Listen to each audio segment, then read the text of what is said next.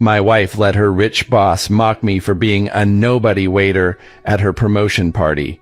Neither of them knew I own the building they were celebrating in. Well, well. Chase Rothman is the waiter at his wife's big celebration. What's next, Chase?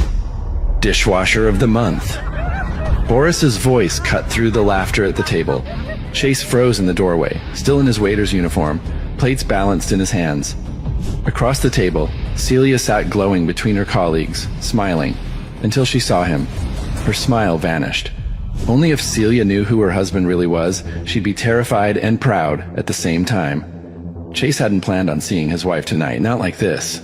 Not in the hotel where he'd just started working 2 days ago, head down, tray in hand, hoping to make it through until his first paycheck before telling her.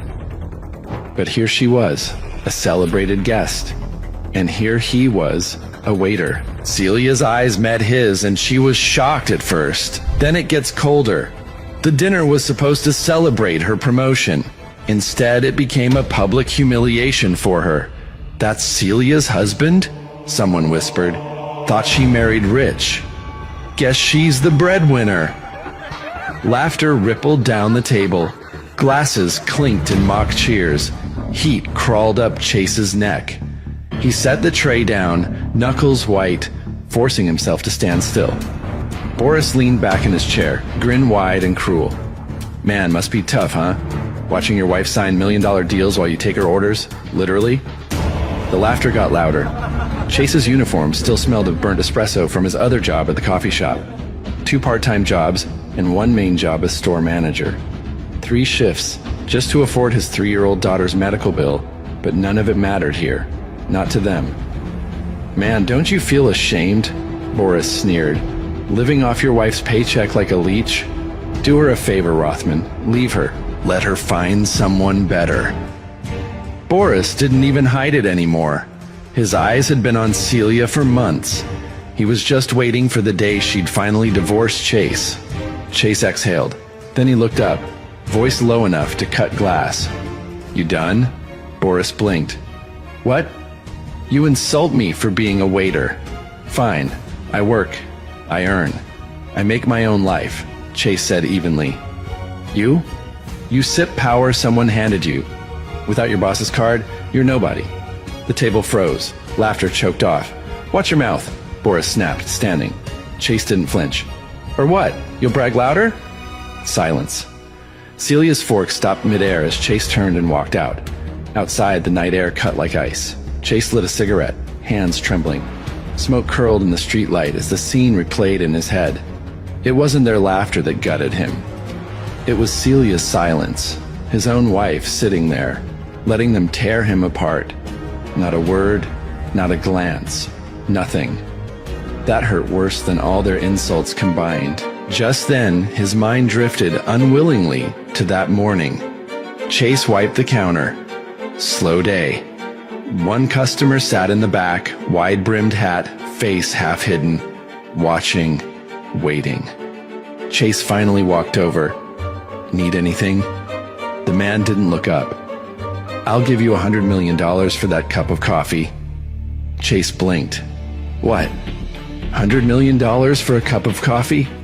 The man nods, confirming. Chase stared. Who the hell are you? The man stood, removed the hat. Tim Sanders, his father's old enforcer.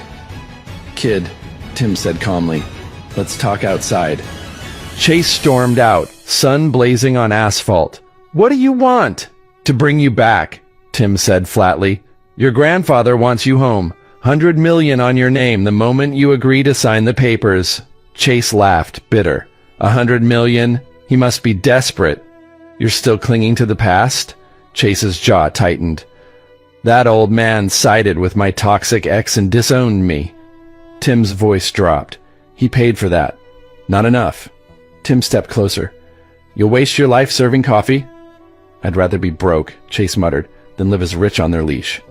Tim's tone softened, almost pitying. One day you'll come back. Not for money. Tim paused. But for someone you love. Chase stared at him, silent, then turned away and walked muttering. Not today. Chase crushed his cigarette as the memory of earlier Tim, the offer, still clawed at his chest when the hotel doors banged open. Celia stormed out in fury. Laughter from her colleagues echoed faintly behind her. "Why would you humiliate me like that?" she spat. Chase turned, voice edged with disbelief. "Celia, I didn't even know you were here. If I had—" "You're lying." Her laugh was bitter. "You did it on purpose, because you're jealous of my success. You can't stand that you're still a poor nobody." The words hit harder than anything Boris had said inside. Chase felt the heat rise, but forced himself calm. "I'm working 3 jobs, Celia, saving every damn penny for our daughter's treatment, and you think I wanted to ruin your celebration?" His voice cracked low. Celia's face hardened. "I worked just as hard, harder. And for once, I wanted to celebrate my promotion. Just once, and you ruined it." She turned away. Celia had married Chase for love, but love didn't pay hospital bills. Love didn't erase the poverty grinding them down while their daughter fought leukemia. Chase opened his mouth to respond. Just then, Celia's phone buzzed. It was from the hospital, hence she immediately answered. She froze, listening to what the doctor had said, and ended the call. "The hospital," she whispered. "Our daughter. It's urgent." Looking helplessly at Chase. Minutes later, in the hospital hallway, "Your daughter needs an urgent test," the doctor said. $5,000 up front. "5,000?" Celia's voice cracked. "I'm sorry," the doctor murmured. Celia spun on Chase, trembling. 5,000? We don't even have 500. She shoved him. "I'll handle it," Chase said quietly. "Handle it?" Celia laughed, jagged. "How? By carrying plates or by selling coffee?" With that, Celia slapped him hard. The slap cracked like a gunshot. Silence, then whispers. Nurses smirked. Poor man, humiliated by his own wife. They had no idea who he really was. "You're useless," Celia hissed. "Blind. That's what I was to marry you. I want a divorce, Chase. I'm done being the wife of a nobody." Chase stood frozen, and his cheek burned from the slap he got from his wife, who stormed toward the ICU door. Chase felt something twist inside him. Enough was enough. He had to fix this, no matter the cost. Without a word, he turned and walked out. Outside, Chase stopped on the sidewalk, staring at the city skyline. The world had beaten him down, and now it was daring him to rise. They thought he was a nobody. They were about to learn who he really was. He took out his phone and scrolled to a name he never wanted to see again. After a long pause, he called. "I need money," Chase ordered. "How much, boss?" the man asked, smug. 50,000. That's an easy amount, but it needs your one signature." "Are you coming to sign or choosing to stay broke, Mr. Rothman?" Chase gritted his teeth. "I'll be there." "Fantastic. Come up to my office, Mr. Rothman." The voice crackled over the noise in the background. The line went dead. Chase ran 20 blocks to Century Tower, sweat pouring down his back. The building stood like a monument to power and money. Without hesitation, he marched to the front desk. "I'm here to see the chairman, Tim Sanders." The receptionist looked Chase up and down. He was sweating, disheveled, and his suit looked slept in. She rolled her eyes. "Do you have an appointment?" He hesitated. "No, but I was told to come. If you don't have an appointment, I can't help you. Our chairman doesn't see just anyone." She looked at him disgustingly. "Can't you just ask him to come down?" Chase pressed. The receptionist gave a mocking laugh. "You want Tim Sanders to come down for you? Who do you think you are? Leave, or I'm calling security." "Hey, show some respect," Chase snapped. "Just ask him to come down, then you'll see who I am." "Security!" She waved them over. "Get rid of this poor guy." 2 guards walked over. One said flatly, "Get out on your own, or we'll throw you out ourselves." "Just let me call him," Chase barked, resisting. "He asked me to come." "Seriously?" The receptionist scoffed. "He really thinks Tim Sanders is expecting him." As the guards grabbed him, a man in a tailored suit and gold-rimmed glasses approached. "What's going on?" Jason Young, director of HR, stepped into the lobby. The receptionist immediately straightened. "Mr. Jason, this man's causing a scene. Says he's here to see the chairman. No appointment. Refuses to leave." Jason's eyes landed on Chase and lit with cruel delight. Well, well, Chase Rothman, Still alive, I see. Old history burned between them, years of rivalry, Jason's constant mockery every time they crossed paths. He waved the guards back. "It's fine, let him through." Jason's smirk was poison. "So, you're here to see Sanders? What's the plan? Pitch some miracle idea, beg for cash?" Chase ignored him, dialing his phone. Jason leaned close, voice low. "Celia just called me, you know." Chase froze mid-dial. Jason's grin sharpened. "She told me you're broke. Can't even pay your daughter's bills. Must suck to be a man and fail your family." "Shut up," Chase growled. "I'm just trying to help," Jason mocked, "taking Celia out to dinner tonight. Lending her some money." He leaned in, whispering venom. "After I make her sleep with me." He winked. Jason never got over Celia choosing Chase over him years ago, but now he thought he'd finally won. Too bad, he was wrong. Jason grabbed Chase's limp hand, shaking it mockingly. "You've crossed the line," Chase said, voice low, fists trembling. Jason laughed in his face. "Yeah? And what are you gonna do about it?" Chase's eyes darkened, dangerously cold. Jason saw the shift too late. "Security!" Jason barked, suddenly nervous. "Hold him down!" Two guards slammed Chase to the floor. They had no idea who they were dealing with, but they'd find out soon enough. Jason sneered down at him. "Go ahead, swing at me, I'll press charges. Maybe a jail cell will teach you humility, and give me more time with your wife." "Stop. What's going on here?" A commanding voice cut through the chaos. Heads turned. An older man with silver hair walked briskly toward them, flanked by staff. Jason's face went pale. "Mr. Sanders." Sanders' eyes narrowed, looking at guards holding down Chase and then at Jason. Without warning, he slapped Jason across the face. Everyone froze. "Who gave you the right to manhandle my guest?" Jason was stunned. Sir. He looked like some random guy off the street and said he wants to meet you. If Mr. Rothman wants to meet me, he meets me. And you are lucky I didn't fire you on the spot." Sanders glared at Jason. The guards immediately released Chase. They were going to witness the storm Chase Rothman was about to unleash. Sanders rushed forward and grabbed Chase's arm gently. "Are you all right, sir?" The Century Group staff stood paralyzed. The billionaire CEO, Tim Sanders, was apologizing to a man in scuffed shoes and wrinkled sleeves. The same man Jason just tried to humiliate. The same man who seconds ago was about to be thrown out. Everyone in the office looked on, confused, rattled, whispering. Why would Tim Sanders treat a poor nobody like a VIP? Who the hell was Chase Rothman? What power did he hold over the chairman? Jason went rigid, cold sweat soaking the back of his neck. The receptionist looked like she wanted to melt into the floor. Chase smirked at Jason and the receptionist. Jason stammered, "Chase, listen, Jason Young." Sanders cut him off coldly. "You're fired. Get out." Jason went pale, his legs buckled. In a single sentence, his career was over. One moment a department head, the next, nothing. Chase Rothman. That Chase was being treated like royalty. Jason couldn't wrap his head around it. Meanwhile, the receptionist tried to vanish behind her desk. As she slipped off, Chase stepped in her way. "I'm so sorry," she blurted. "I didn't know." "Do you treat everyone without an appointment like that, or just the ones who don't look rich?" Chase questioned her. Before she could stammer an answer, Sanders said calmly, "You're fired too." The receptionist collapsed into her chair, staring at the wall. Her stomach turned.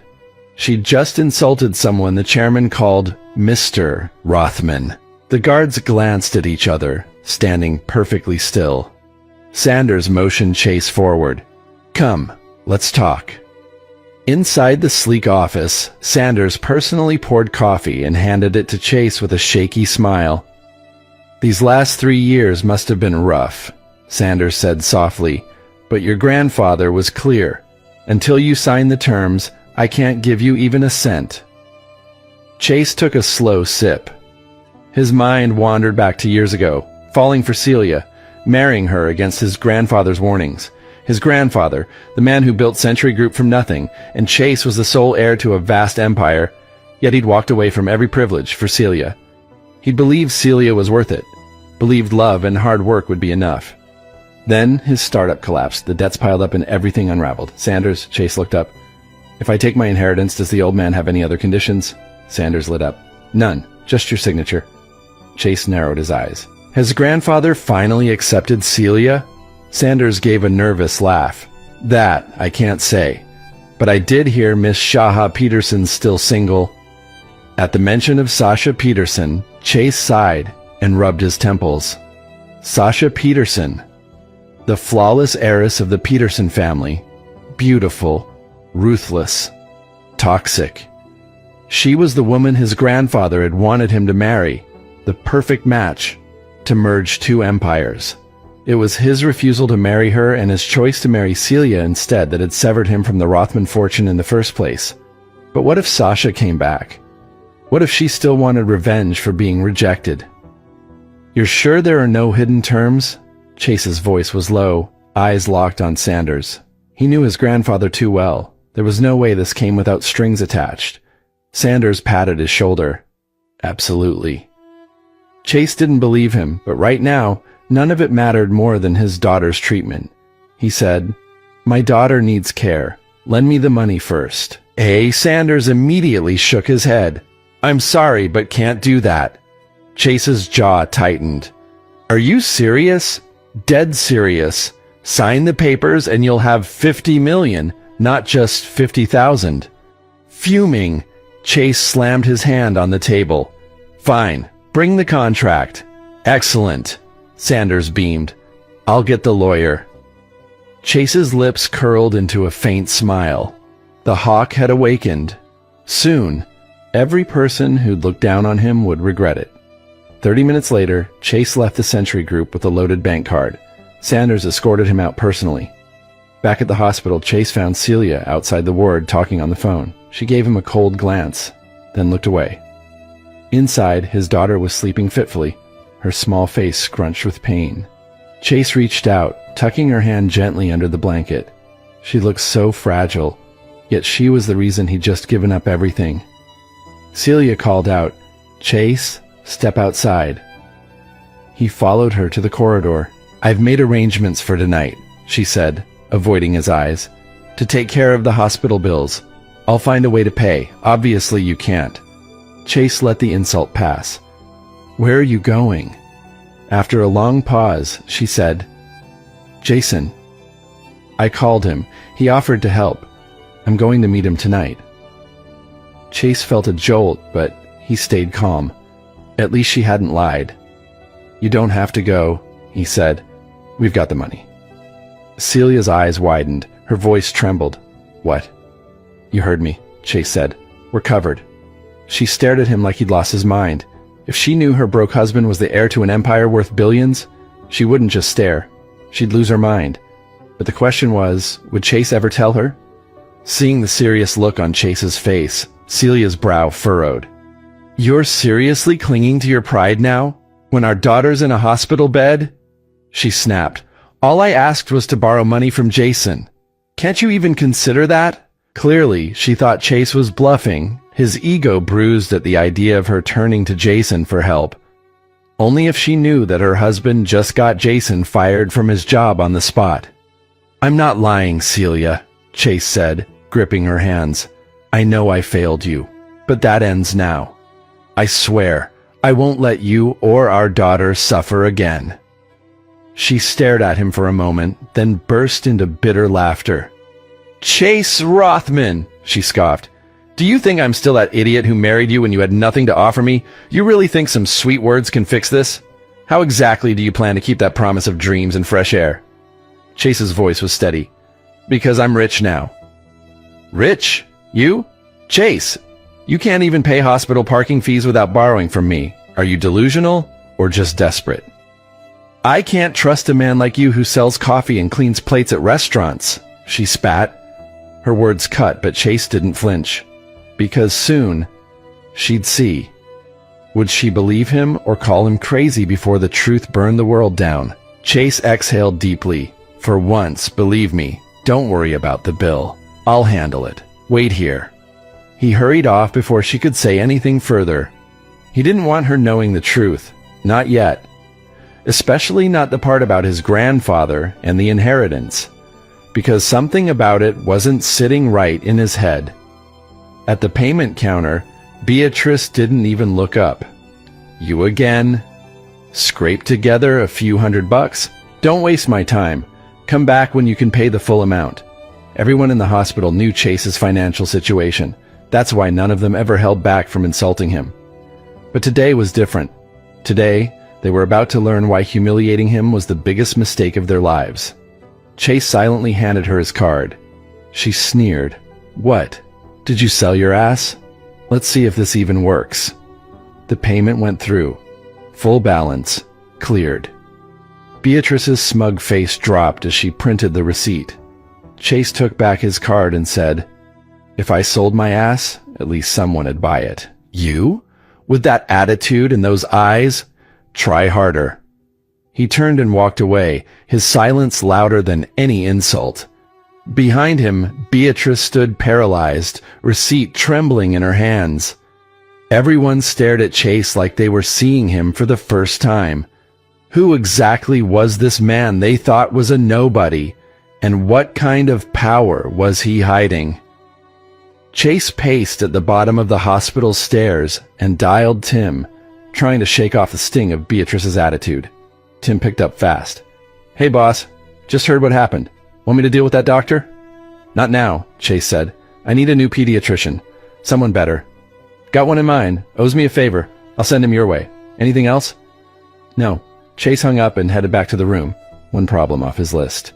For the first time in years, he wasn't powerless. For the first time in years, the Rothman Empire was his to command, and he would use every cent, every connection, every ounce of power to make sure his daughter got the best treatment, to make sure his family, the ones who doubted him, never dared again. Inside, Celia was waiting, arms crossed. "Did you pay the bill?" Chase handed her the receipt. "Yeah, file it later." She glanced at the amount, paid in full. Her eyes narrowed. "Where'd you get the money?" Chase hesitated. "Jack Wendell lent it. I had some savings." Celia exploded. "You're borrowing again? Do you have any self-respect? Or is begging your backup plan for life?" Chase's jaw clenched. He had just cleared the bill, yet she lashed out. "You know how hard I work?" Celia snapped. "I can't believe I used to pity Chad Manson. At least he handles his life." That stung. Chad, wealthy, smug, and constantly flirting with her, was everything Chase wasn't. And worse, her parents adored him. They keep urging Celia to leave Chase, to marry Chad Manson instead. But could they really convince her to sign those papers? And when they discovered that the nobody they despised was heir to the Century Group empire, what then? Would they crawl back in shame? Before Chase could respond, his phone rang. "I need to take this," he muttered, stepping into the hallway. He glanced at the caller ID. Sam Anders. It was his boss. "Chase!" Sam's voice was pure venom. "Do you want to keep your job or not? I can't believe I stuck my neck out hiring you, and this is how you repay me? You don't want the job? Then quit." Chase's eyes went cold. Sam used to be his subordinate, back when Chase still ruled the Rothman Empire. Now Sam enjoyed every chance to humiliate him. Everyone at work did. Chase endured it, for Celia, for their daughter. But not anymore. He'd already missed too many days caring for his sick child. He knew the pink slip was coming. So why wait? "You're right," Chase said coldly. "I quit. And here's something you should remember years ago. I should have fired you. But I didn't. That was my mistake." He hung up without waiting for a reply. The silence after was deafening. For the first time in years, Chase felt free. And soon, Sam and everyone at that office who mocked him would get news so shocking, they wouldn't believe it, even after seeing it with their own eyes. The day was coming when they'd realize the nobody they humiliated owned everything they stood. Outside the hospital, Chase's head throbbed. Just the thought of his in-laws made him tense. If they love money so much, fine. I'll show them the money, he thought. He pulled out his phone and called Tim Sanders. "Hey, boss," Tim answered. "What's up?" "How hard would it be for me to buy Blitz Tech?" Chase asked casually. "How fast do you want it done?" Tim glanced at his wristwatch. "Now," Chase ordered. "Give me 10 minutes." Chase hung up and hailed a taxi. Chase hung up and hailed a taxi. This time, he wasn't just paying bills. This time, he was going to show everyone exactly who Chase Rothman really was. Inside the Blitz Tech office, Sam Anders was mid-rant. "That arrogant loser! Who does Chase Rothman think he is?" He slammed a chair into the wall. From down the hall, Lou Simmons, the general manager, stormed into the marketing wing. "Sam, what the hell is going on?" Sam froze. "Mr. Simmons, you look like a toddler in a tantrum," Lou snapped. "Clean up your mess. The new boss is arriving." He started to leave, but turned back. "And if you screw this up, I'll skin you alive." Sam blinked. "New boss? It just happened a few minutes ago. Someone bought all our shares. 50 million. Sam gawked. 50 million for this company? That's overpaying by at least 30. What an idiot, Sam thought.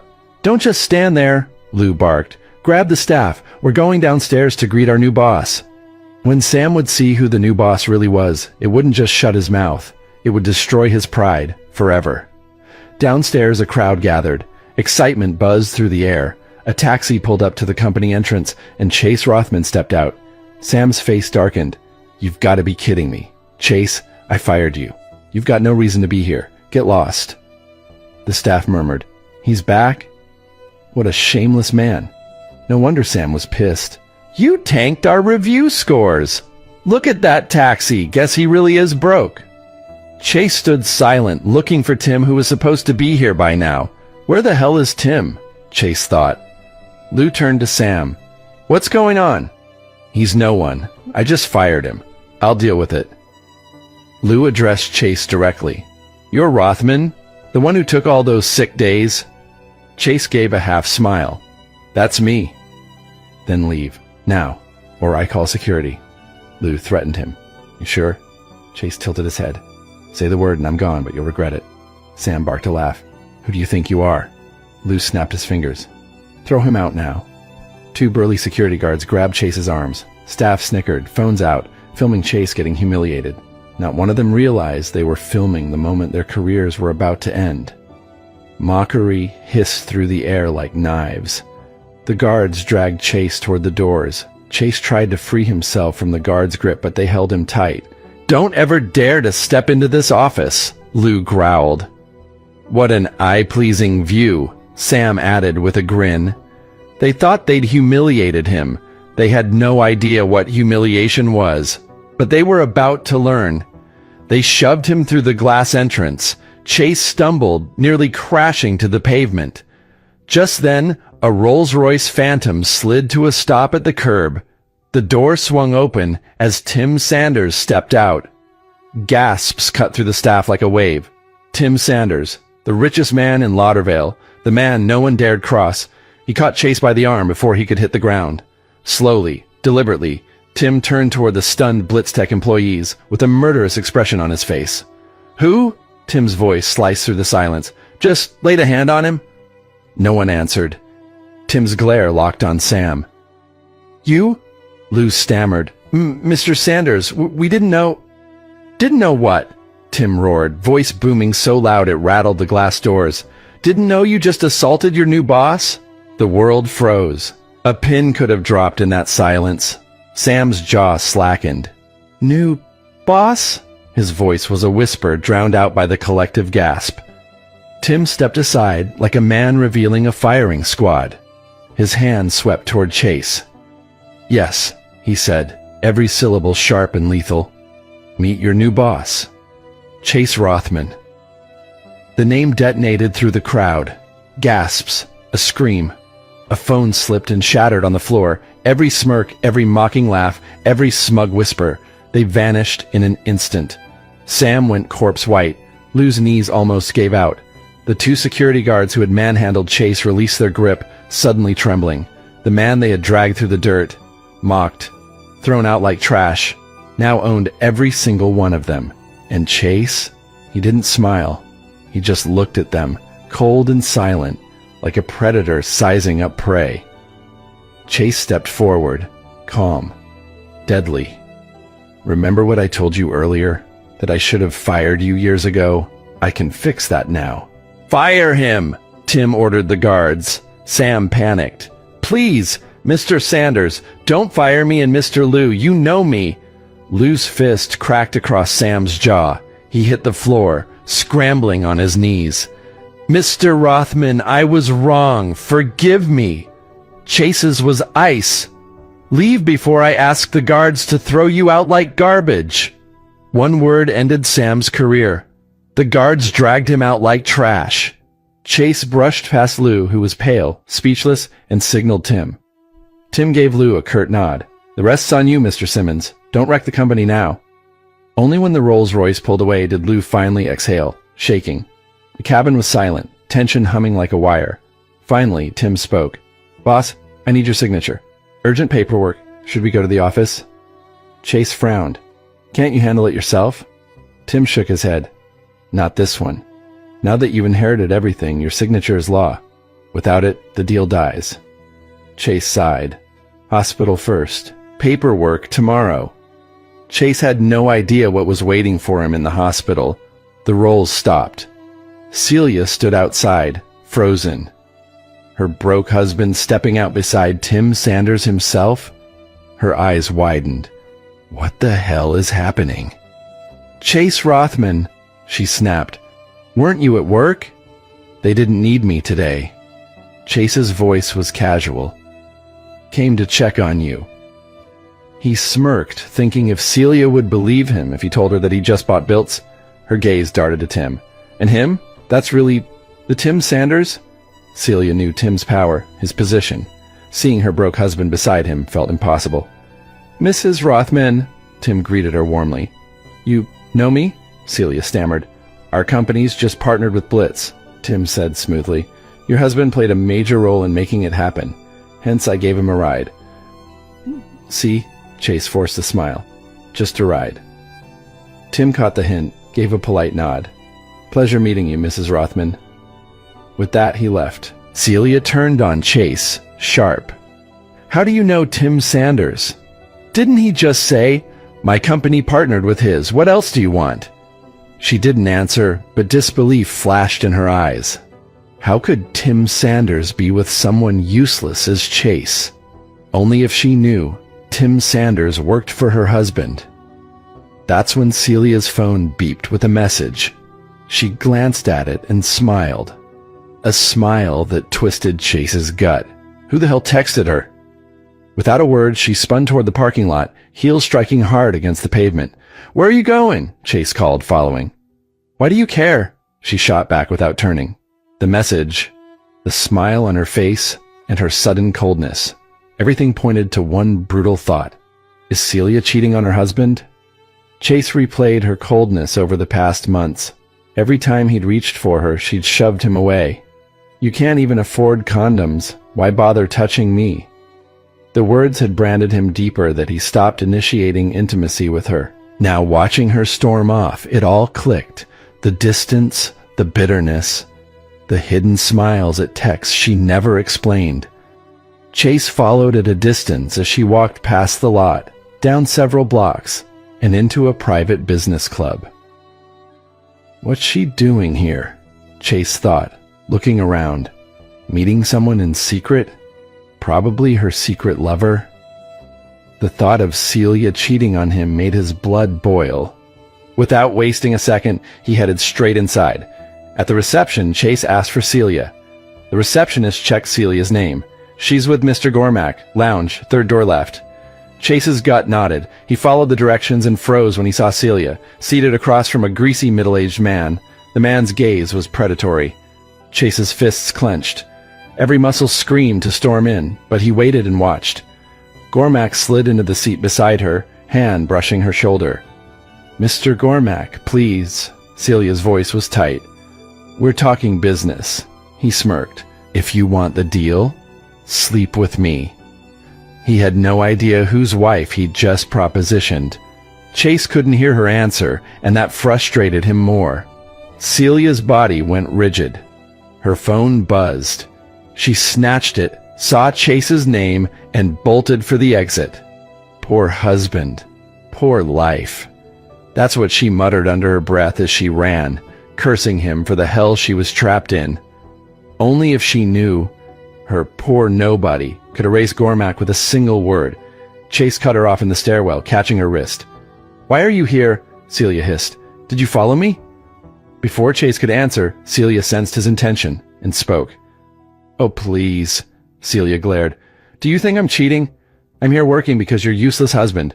"Who is he?" Chase asked through clenched teeth. "A minor exec. Does deals with my firm. He's a creep, but I thought I could land something. I needed that commission," Celia muttered bitterly. Even after Chase had told her he'd handle the hospital bills, she never believed him. In her mind, Chase always borrowed and it had to be paid back. So she pushed herself further because to her, Chase wasn't reliable. Soon, she would realize how wrong she was. "But why are you even asking?" Celia snapped. "What are you going to do about it? We both know you're spineless, Chase." She didn't know one phone call from him could erase Gormak's career and maybe the man himself. "You shouldn't have to deal with guys like him," Chase said quietly. "Come on, let's go." "I'm not going anywhere with you," Celia hissed. "You're a disappointment, and don't ever interrupt my work again." She stormed off, wiping angry tears. Chase stood frozen, fists trembling. Then he pulled out his phone. "Boss?" Tim's voice crackled on the other end. "Listen carefully," Chase said, voice low and steady. "I want you to do something." As Chase explained his plan for Gormak, Tim didn't hesitate. "Consider it done." A slow smirk tugged at Chase's lips. Gormak had no idea how bad it was about to get for him. Greg couldn't get Celia out of his head. He wanted her, bad. And if that meant cornering her, so be it. Just as he was planning to set a trap for her, his phone rang. He cursed. Who the hell? Greg Gormak. The voice was cold steel. His boss. Greg straightened. "Mr. Mormon, I didn't know." "Shut up." The voice cut like a blade. "You're going to approve Mrs. Rothman's proposal. Any requests she makes, you fulfill. And if you so much as look at her again, I'll skin you alive." Greg's knees buckled. "Why, what did I can tell by your tone you pissed her off already," his boss snapped. "Beg her forgiveness, or start packing your office." The line went dead. Sweat trickled down Greg's neck. Somewhere out there, someone had pulled strings hard. Of course, it's Chase Rothman. Would Celia ever realize the man she calls a spineless is the one making power players crawl? Celia grabbed her bag and stormed past the reception. Chase followed. "Why are you still following me?" "I'm worried about you. Let's go together." "Worry about your waiter job, Chase, for our daughter's sake." She didn't look back. "Tell me," Chase's voice dropped. "Did he touch you? I'll end him." "Enough," Celia snapped, voice cracking. "We have enough problems already." Chase stared at her. "You think I'm the problem? That creep harassed you." "Greg didn't do anything," Celia shot back.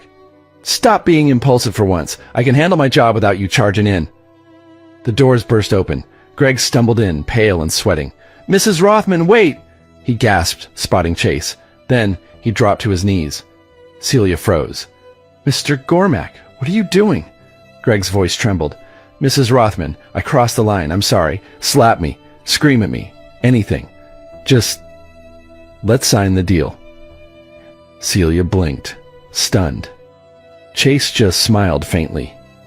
Tim had done his job. Minutes later, the contract was signed with 20% extra profit as an apology. Greg fled like his life depended on it. Celia stared at the papers. This doesn't make sense. Why would he suddenly... "Maybe someone helped you," Chase said lightly. "Someone?" Celia frowned. Greg's sudden apology. Chase's calm smirk. Nothing added up. "What are you thinking?" Chase asked. "Not about you, that's for sure," Celia muttered. "You wouldn't help me, even if you could." She walked off, still convinced her husband was a nobody. still blind to the fact the man she called useless was the reason Greg Gormack was begging on his knees. Chase's chest tightened, but he said nothing. One day she'd know. The car hummed down the freeway as Tim took Chase to an important business deal. Chase leaned back, sunglasses hiding tired eyes. "I still have the final say, right?" he asked flatly. Tim glanced over from the driver's seat. "Yes, you're the boss now." "Good." Chase's tone was sharp, no trace of doubt. Only if Chase knew what was waiting for him there. At Lauderdale's elite clubhouse, only the richest and most influential passed its doors. Tonight, even Ken Vaughn, chairman of Vaughn Corp., net worth $4 billion, waited in line with shareholders. "Isn't that Ken Vaughn?" whispered a guest. "Yeah, and half the board's here. Must be some major guest. Bigger than Sanders? Who else could pull this crowd?" Ken's son Chester groaned. "Dad, who are we waiting for? Making us stand here like servants?" Ken snapped, "Quiet. Sanders organized this. Show some respect." Chester sneered. Didn't know anyone outranked Tim Sanders. A Rolls-Royce pulled up. "Mr. Rothman, want the main entrance?" Tim asked. Chase eyed the crowd. "Too flashy. Let's go through the back door." Tim nodded, redirecting the driver. Minutes later, Ken received Tim's call. "He's here. Go in." "What?" Chester fumed. "We've waited half an hour and he's already inside?" Ken glared. "Shut it! Don't embarrass me." Ken thought that was the end of it. He didn't see the storm brewing behind his son's eyes. Tim sat with Chase on the leather sofa, briefing him on the deal. Moments later, Ken Vaughn, his son Chester, and several shareholders entered. The room went silent. Chase's worn jacket and calloused hands stood out among the suits and gold watches. He looked like a nobody. Chester sneered first. "Who let the janitor in? Climb through a bathroom window?" Tim stiffened, about to speak, but Chase stopped him with a look. "So what if I did?" Chase said flatly. Chester scoffed. "You know where you are? This is a billionaire's lounge. You look like you're here to fix the plumbing." They laughed at the man who could buy them twice before breakfast, but Chester wasn't done. He was about to cause more trouble and provoke Chase Rothman. The question was, when he does, would Chase crush him or let him suffer? "Chester, shut up!" Tim barked. Ken frowned at his son, forcing a polite smile at Chase. "Mr. Sanders, I thought you were introducing us to an investor. Is this his assistant?" Before Tim could correct him, Chester piled on. "Investor? Him? What's he got? $50? Enough!" Tim's voice cracked like a whip. "One more word and I'll buy out your family just to put you on the street." The room froze. Ken blanched. "Apologies, Mr. Sanders. He doesn't think." Chase smirked. "He's no kid. If he's allowed to mouth off, I'm allowed to reply." Ken glared at Chester. "Another word and you're gone." Chester clenched his fists, silent but fuming. Tim turned to the room. "Let me clarify. This is my business partner, Chase Rothman, the investment you're begging for?" He decides. Stunned silence. Even Chester's jaw dropped. The man they mocked as a nobody was suddenly the richest man in the room, and now every eye waited. What would Chase Rothman do with that power? Chase stood. "Let's skip the pleasantries. How much?" Ken swallowed. $150 million. "Fine, I'll put in $300 million. I want 15%. Sign now. I've got somewhere to be." Ken nearly choked. "The 300. Done." They signed on the spot. Chase smirked. "Mr. Ken, keep your son out of future deals. If he needs help, he goes through Sanders." Chester's face turned scarlet. The rings had been meant for him. Ken forced a toast. Chase refused the drink. He and Tim left through the back. Out there, Celia still thought she married a broke nobody. What happens when she finds out she's been sleeping next to a ghost king? Before Chase and Tim could exit, the doors burst open. A crowd spilled in. Celia among them. "Celia?" Chase froze. Her breath caught. "We came to celebrate the Greg contract," she said lightly, voice tight. "Why are you here?" She gave Tim a curious look. "Business," Tim cut in smoothly, already slipping away with a wink at Chase. "Pure coincidence." Chase didn't correct him. He had no reason to tell her the truth. Not yet. Please, Celia hissed under her breath, panic flickering in her eyes. Before any of my colleagues see you, just walk away. She still remembers how her colleagues humiliated Chase for being a waiter. She couldn't survive round 2. Chase shook his head, calm. Don't worry. I won't ruin your night. I'll head to the hospital. Stay with our daughter. His tone softened, almost pleading. Go. Enjoy your night. But whispers were already slicing through the air. Fate wasn't letting him leave clean. Yo, Celia, that's him, right? One voice snickered. Your husband? Another mocked, laughter bubbling. Celia's face flushed. Chase sighed. He thought this was going to be just another awkward night. He had no idea the chaos waiting inside. In minutes, this room would learn exactly who Chase Rothman really was, and when Celia found out, nothing would ever be the same. Before Chase could reply, a booming voice rose over the music, cocky, claiming, Celia! Drinks on me! Boris Washington, her boss, the man whose girlfriend openly schemed to get Celia fired and whose obsession with Celia was no secret. Everyone knew Boris wanted her, but Boris didn't know that Chase Rothman would soon make him regret even thinking about his wife. We just ran into each other, Celia said quickly, steering away. He's leaving. Fine, Boris smirked. You guys grab a table. I'll check the private lounge. Celia drifted toward the bar with her coworkers, laughter forced. Chase's fists clenched. Boris lingered, eyes on Chase, hungry, territorial. If she's smart, she'll divorce you, Boris sneered. Trash like you drags her down. Chase's reply was cold as ice. Coming from you? You're beneath me. Boris barked a laugh, flashing a tripod membership card. See this? Lowest tier, sure. Still higher than you. How'd you even get in? Delivering coffee or janitor work? He stepped closer, voice dripping poison. Face it, Rothman. While you scrub dishes, I'm offering her everything she dreams of. Chase didn't flinch, didn't even blink. Boris mistook the silence for defeat. What he didn't know was that inside Chase's jacket sat a card 10 times rarer. When Chase played it, every sneer in this room would die in their throats. That card's not yours, Chase said evenly. You're riding someone else's coattails. Boris stiffened. Chase had hit him dead center. The card wasn't his, but how did Chase know about it? You're full of it, Boris snapped. This card's mine. I already booked a private room. Want to see how the upper class lives? Tag along. He lied through his teeth, refusing to back down. He slammed the card on the counter. The sound cracked through the lobby like a gunshot. Heads turned. Conversations died. All eyes shifted to the reception desk. Boris's girlfriend smirked at Celia from across the crowd. Is your husband back here for another humiliation? She whispered, voice sugar-sweet and cruel. God, why can't he just stop ruining everyone's mood? Another coworker muttered. Celia, you should divorce him already. Celia's jaw clenched. She stayed silent. Only if she knew the man she pitied was about to silence this entire room. And once Chase played his card, no one would ever look at him the same way again. The receptionist typed, glanced up. Sorry, all private rooms for normal members are full. Boris froze, red-faced.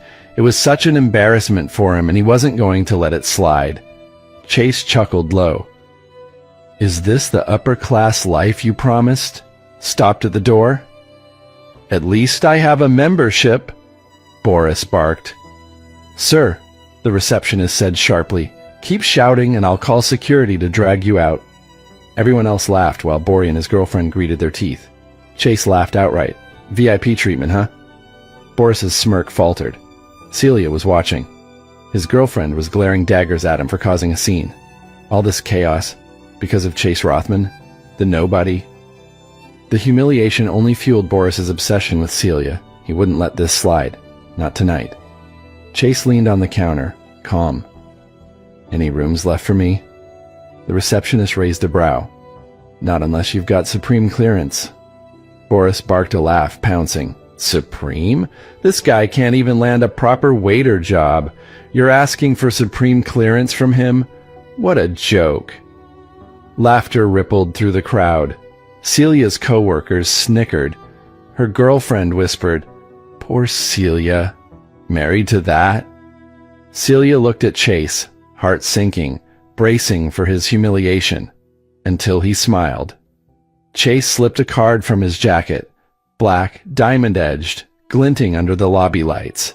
Gasps tore through the room. Conversations died mid-breath. The receptionist's hands shook as the card touched the counter. The Supreme card, one of 10 in existence, worth more than the entire lounge combined. Every laugh strangled into silence. Celia's world tilted. Who was her husband? Will Celia finally realize the man she's been humiliating is the one holding all the power in this room? What will Boris do now that he's been crushed in front of everyone? Crawl away or strike back harder? And when Chase's true identity as a billionaire comes out, will Celia beg for forgiveness or walk away forever? Please subscribe to the Pocket FM YouTube channel and press the bell icon for instant notification. Check out our channel for more such exciting shows.